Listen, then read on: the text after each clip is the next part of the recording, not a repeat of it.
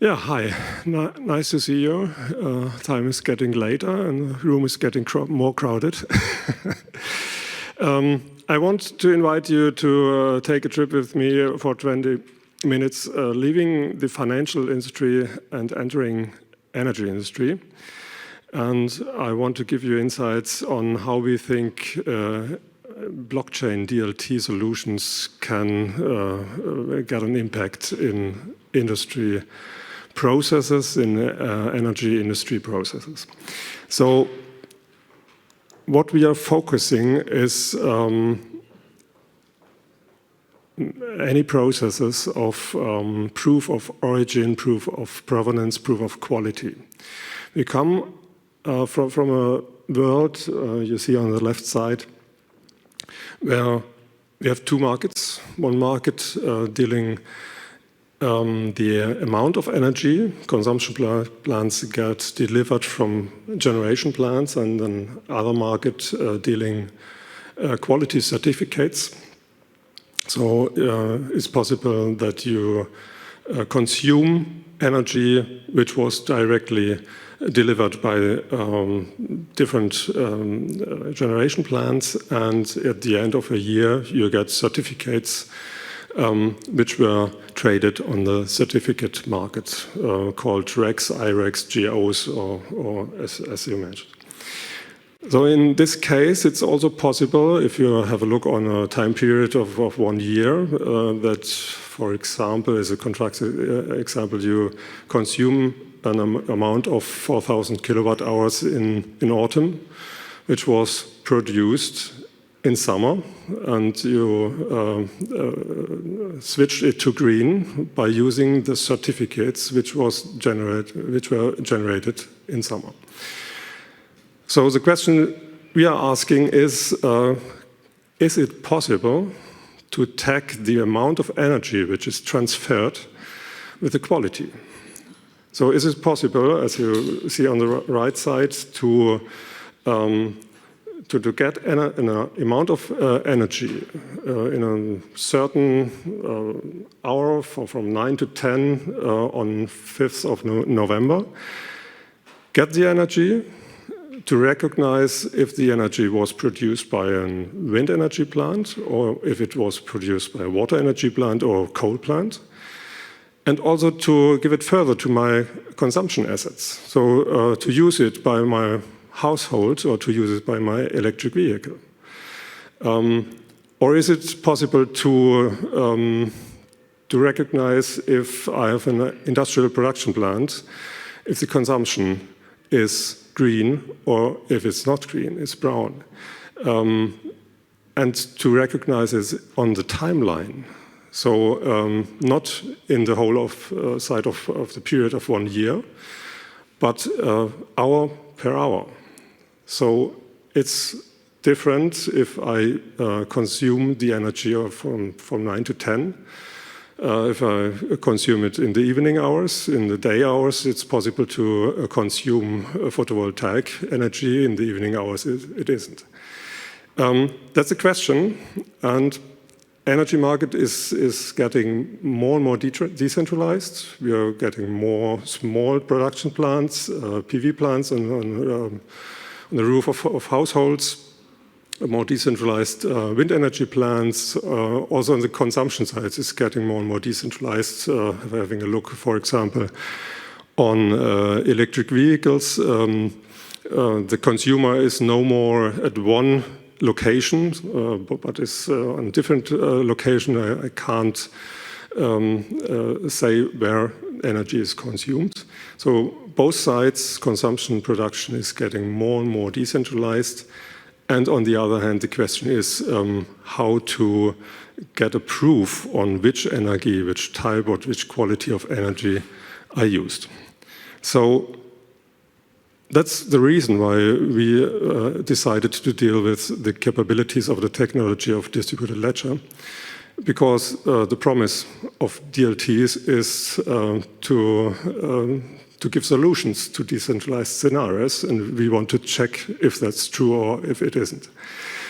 So the first question is, And Alice and Bob are the main actors in this story, and I think they can't hear the story anymore because we tell it since many years.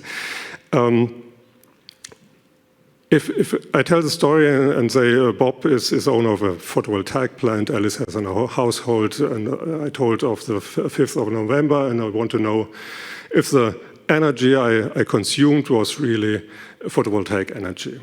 So no problem, I use a blockchain, I can use smart contracts, we heard about the technology in the last days. And Bob tells Alice, using a smart contract, I sent you 5 kilowatt hours of photovoltaic energy of a plant stationed in southern Germany. And both are able to have a look on the distributed ledger, and there's a truth, and nobody is able to change these truths. That's it, fine. No, isn't. Why? Because Alice is asking, why is it true what is told via the smart contract on the blockchain? So Bob could tell I have a PV plant, but it isn't. It doesn't exist. You can tell everything. So the question is, how does the truth come into the digital world, into the blockchain, well known as the Oracle problem, and how could the Oracle problem be solved? So in our architecture we published, it's the idea we need trustworthy instances, roles, who are able to give a statement that the quality which is given on a digital identity is correct. So we call it physical asset authority, not authority in the sense of institutional organization, of governmental organization, but as a trustworthy role in the market. And this physical authority is able to give proof via a so-called verifiable credential on the digital identity of the generation plant which Bob created on the blockchain. So Bob created an identity, 107, of the idea of his plant. He tells it's a PV plant. Nobody trusts him because everyone can tell it is. Then there's the physical asset authority. For example, it could be a DSO.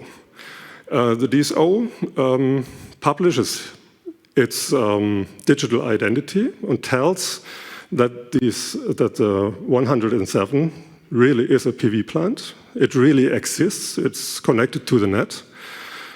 It has a maximum power generation capacity, and maybe it's located in southern Germany. So when these credentials are connected via a trusted authority, which publishes its ID, is connected to the digital identity which Bob was able to create, self-sovereign, on the network, Bob gets trustworthy. And that is important for the reason that if this step doesn't happen, there would never be a market because there's no trust in the markets.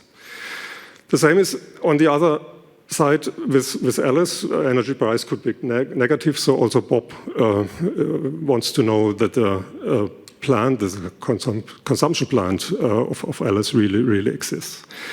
And last not least, there are also the metering data, the data which is documented every quarter of an hour. That's the need to document this, because also Bob could say my asset produced a certain amount of energy and it isn't correct. So also the timeline of produced energy and also consumed energy has to be documented in the same way as the quality attributes of the asset. Last not least, but it's more detailed, and if you're interested, you can ask me further, or you can have a look in the white paper we published. There are differential quantities of energy, because the amount of produced energy never equals the amount of consumed energy. So I have to find a solution to deal with that. But that's too much detail for now. When I'm so far that the actors, the generation part and the consumption part, made themselves trustworthy by connecting the credentials they got from the authorities, which are trustworthy roles in the market. The next step is, if those generation plans get documented metering values, the next step is, when documenting this metering value, the smart contracts mints NFTs in the amount of the measured energy. Why NFTs? Because I want to track and trace the way the energy goes when it's transferred. So I'm able to transfer it not only to the next partner, but I'm able to transfer it multiple steps, and am able to track it back to the generation plant which produced the energy first. So it's possible, for example, to tokenize the amount of energy on the production plant. You see here tokenization of the energy produced on the wind energy plant. Next step, you transfer it, and the consumer on the lower right is a consumer, and you see it as a question mark, which is visible in the market via looking on the distributed ledger by his digital identity, OX and whatever. I don't know which person or which corporate stands behind this identity. Another example is there is a token transfer of this energy to an identity which I know, because it's in my wallet. I know what the identity is. I can solve it, and I can translate which real identity stands behind the digital identity. And it's also possible to go one step further, to collect energy from different generation plants, for example, by a charging point.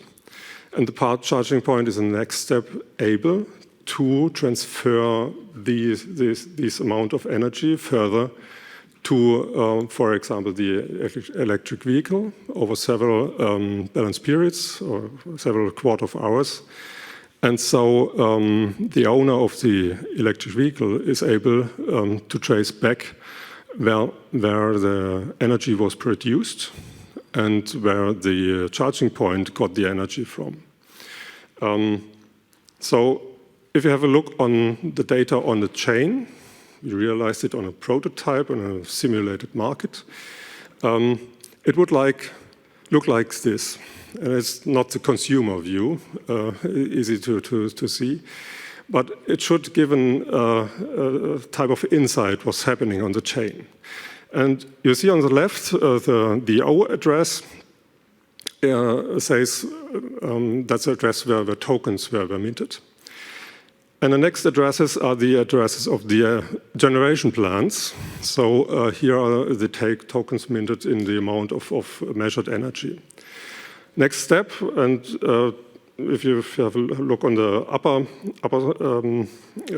part of the picture, there is energy transferred to the charging point. The charging point collects energy from different generation sites and transfers it further to the idea of the electric vehicle and where it is consumed finally. And the lower ones are the transfers, for example, for household or for a market participant. I don't know. No. This is one view. If we have another view, it's the view of the charging process. To give an example, what transparency is able to create using this architecture. And that's the view. You have the addresses. We relate as a digital ID addresses. And if you know the addresses, you can solve it and can make the connect that the one address is PV1, PV2 wind energy plant.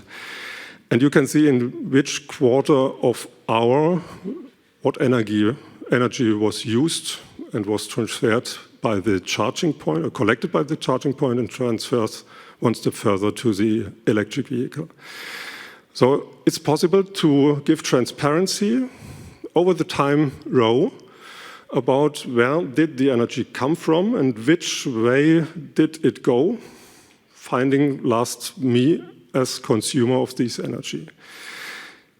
We are not trading certificates. It's not a trading platform. It's we like to say it's a tool to document what is happening in reality, and it's that makes it possible to have a data structure which you can use if you ask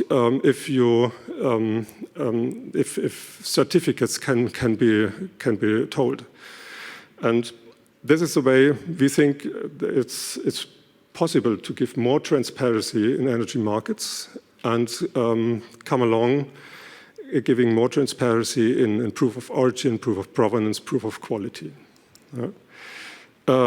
Last views, 2 minutes left. I think it's possible. It's one view in a transaction scanner, because if you are talking about DLTs giving transparency and trust in systems, and you show it your customer by giving away a link of Etherscan or other transaction scanners, nobody will understand it. It's too difficult. It's cryptographic. So you have to find a way to translate the semantics of the smart contracts to give everyone the possibility to have a look in the open ledger. Everyone tells it's the way to get to more truth, that everyone is able to have a look into the ledger. If you look in Etherscan, most of you won't understand what's written there. That's the translation using the semantics of the smart contracts, which describe the single transactions, to give the transparency and to make it understandable what was described on blockchain, what happened on the real market on the 16th of August from 21 to 21:15. And last but not least, it's also possible to have a look on the address of consumption or production plant. Here you have an example of a view on a production plant, generation plant, where you can see information like measured energy values. You can see on it's a window which is opened here in front. The claims, the verifiable credentials, which was told by the authorities. It's a picture we saw on the first slide. So it's possible to read all these informations on chain, which was told in the process to give transparency on that was what happened in reality. So that's it. If you're interested in what we described, then it's an idea. It's our view on how could this technology be used in energy sector processes. So we are interested to lead an open dialogue on that. That's why we published, on the one hand, a white paper describing the solution architecture. And also we published a set of smart contracts which make it possible to deploy this functionality. We are far away from thinking about products. We are at the moment at the point where we have ideas, how the technology could be used in the energy sector. And we are really interested in discussing ideas, feedbacks, and other possibilities of solutions or development of the idea. Thank you very much. Thank you so much, Christian Sandner.